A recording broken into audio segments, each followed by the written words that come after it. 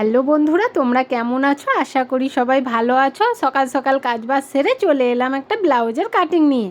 ব্লাউজটা কাটিং করার জন্য এখানে আমি 1 মিটার মতো লাইলন নিয়ে নিয়েছি। 80 সেন্টিমিটার নিলে অনেকটাই কম পড়ে যায়, তাই 1 মিটার মতো নিলে ডিজাইন করতে খুব সুবিধা হয়। আমি এখানে কিছু বোর্ডের মধ্যে এরকম কাটিং করে রেখেছি, কারণ মাপঝোপ করে কাটিং করতে অনেকটাই টাইম লেগে যায়। যিনি আমাকে এই ব্লাউজটা বানাতে দিয়েছিলেন তার কাঁধের মাপটা একটু বড় রাখতে বলেছিলেন, তাই আমি ইনস্টেপ অনুযায়ী একটা মার্কিং করে নিয়ে এইভাবে বোর্ড বসিয়ে দাগ কেটে নিলাম। আজ আমি অনেক কদিন পর সেলাই করতে বসলাম। যেহেতু বড় ভিডিও তো আমার আপলোড দেওয়া হয় না, তাই ভাবলাম আজকে একটা বড় ভিডিও আপলোড দিই। ভিডিওটা স্কিপ না করে আমি যে কাটিংটা দেখিয়েছি একবার দেখলেই একদম শিখে যাবে। মাপঝোপ করে এই বোর্ড কেটে রাখা আমি তোমাদের পরে কোনো ভিডিও শেয়ার করব।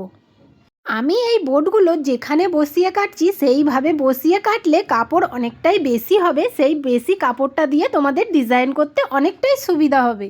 কিছু কিছু কাস্টমার আছে 80 সেন্টিমিটার কাপড় দিয়ে বলবে আমাকে এরকম ডিজাইন করে দাও, আমাকে এরকম ডিজাইন করে দাও। 80 সেন্টিমিটারের কাপড়ে কি এত ডিজাইন করা যায়? কমসে কম তো 1 মিটার কাপড় চাই।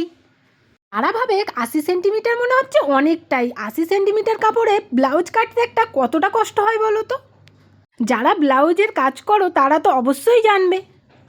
আমি এখানে সব মাপঝোপগুলো নিয়ে নিয়ে এবার কাটিং করতে শুরু করে দিলাম।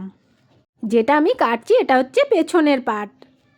এবার যেই ছোট ছোট টুকরোগুলো আছে এগুলো হচ্ছে সামনের পার্ট। আমি এই কাটিংয়ের ওপরে 1-2 করে মার্কিং করে দেবো, যাতে তোমাদের বুঝতে সুবিধা হয় যে কোন কাটিংটা কার সঙ্গে যুক্ত হবে। একটা ব্লাউজের কাটিং করতে গেলে কতটা রিস্ক নিয়ে কাটতে হয় বলো তো বন্ধুরা। কারণ যে ব্লাউজগুলো বানাতে দেয় সে তার শখের জিনিসই মনের মতো করে বানাতে দেয়, কিন্তু একটু এদিক ওদিক হয়ে গেলে সেই জিনিসটা পুরোটাই বেকার হয়ে যায়। তাই কাটিং করার সময় অনেকটা ভেবে চিন্তে কাটিং করতে হয়, কারণ সবার শখের জিনিস একটুখানি বিগড়ে গেলেই তার মনটা খারাপ হয়ে যাবে। আমি যখন সেলাই শিখেছিলাম আমি কোনোদিনই ভাবিনি যে আমি কোনোদিন অন্যের ব্লাউজ সেলাই করব, কিন্তু আমি আজকে অন্যের ব্লাউজ সেলাই করছি। আমার এতটা আনন্দ। এখানে আমি সামনে পেছনের দুটো পার্টি কাটিং করা হয়ে গেছে। এবার আমি কাটিং করব হাতার কাটিংটা। হাতার কাটিংটা করার জন্য এই যে এক্সট্রা কাপড়টা আছে এখান থেকে আমি হাতার কাটিংটা করে নেব। এবার আমি পার্টগুলো তোমাদের সাজিয়ে দেখাচ্ছি। এটা হচ্ছে 1, এইটা হচ্ছে 2, আর এইটা হচ্ছে 3, আর এইটা হচ্ছে 4, আর এটা হচ্ছে পেছনের পার্ট। এবার তো তোমরা বুঝতেই পেরেছো যে কোন পার্টের সঙ্গে কোন পার্টটা জুড়তে হবে। এবার আমি কাটবো হাতার কাটিংটা। হাতার কাটিংটা কাটার জন্য আমি এখানে এই কাপড়টা যেটা বেশি হয়েছিল সেটা নিয়ে নিলাম, নিয়ে এটা ইঞ্চ টেপ দিয়ে ভালো করে মেপে নেব। আমি এটা লম্বে 5 ইঞ্চি মাপের কাটিং করব, তাই আমি উপর থেকে 5 ইঞ্চি মার্কিং করে নিলাম। তারপরে এদিক থেকে 3 ইঞ্চি